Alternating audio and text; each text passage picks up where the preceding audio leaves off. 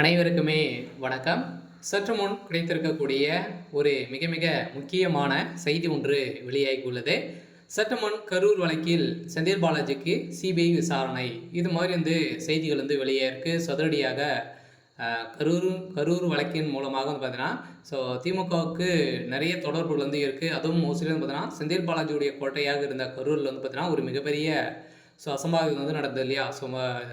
விஜய் அவர்கள் பிரச்சாரத்தில் ஈடுபட்டும் போது சங்கு 41 உயிர் உயிரிழந்த சம்பவம் பரபரப்பை ஏற்படுத்தி வரலாற்றிலேயே முதல் முறையாக இது மாதிரி ஒரு மிகப்பெரிய சம்பவம் நடந்திருக்கு. இந்த சம்பவத்தின் அடிப்படையில் அதிரடியாக பார்த்தீங்கன்னா விஜய் அவர்கள் மேல்முறையிட்டு இப்போ இதில் நிறைய சந்தேகங்கள் இருக்குது அப்படின்ற மாதிரி பார்த்தீங்கன்னா உச்சநீதிமன்றத்தில் வழக்கை சிபிஐக்கு மாற்ற வேண்டும் அப்படின்ற மாதிரி சிபிஐக்கு மாற்றப்பட்டிருந்த நிலையில் அதிரடியாக இப்போ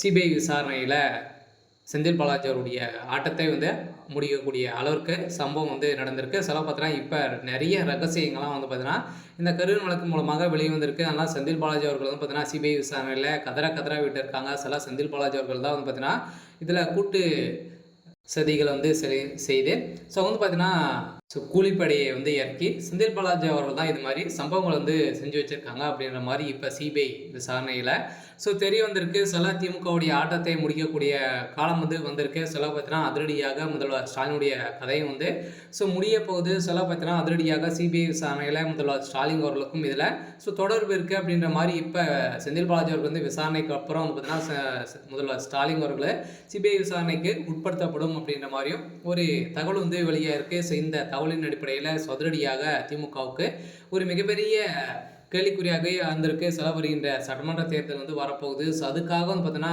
மக்கள் உயிரை வைத்து அரசியல் திமுகவுடைய அரசு செஞ்சுட்டு இருக்காங்க அப்படின்ற மாதிரி குற்றச்சாட்டுக்கு மேலே குற்றம் நடந்திருக்கு. நேற்றும் பார்த்தீங்கன்னா இன்றும் சட்டப்பேரவையிலிருந்து நடந்த சட்டப்பேரவையில் இந்த கரூர் வழக்கு மூலமாகவும் அதே மாதிரி பார்த்தீங்கன்னா திமுகவுடைய ஆட்சியில் நிறைய கற்பழிப்பு, இதே மாதிரி பணக்கட்டுப்பாடு, இது மாதிரிலாம் நிறைய சம்பவங்கள்லாம் பார்த்தீங்கன்னா இதில் நடந்திருக்கு. இதனை சுட்டிக்காட்டிய எடப்பாடி பழனிசாமி அவர்களுக்கு நிறைய எதிர்ப்புகள் வந்திருக்கு. இந்த எதிர்ப்பின் அடிப்படையில் திமுகவுடைய அரசு மீது நிறைய புகார்கள் எழுந்திருக்கக்கூடிய நிலையில் மக்களிடையே ஒரு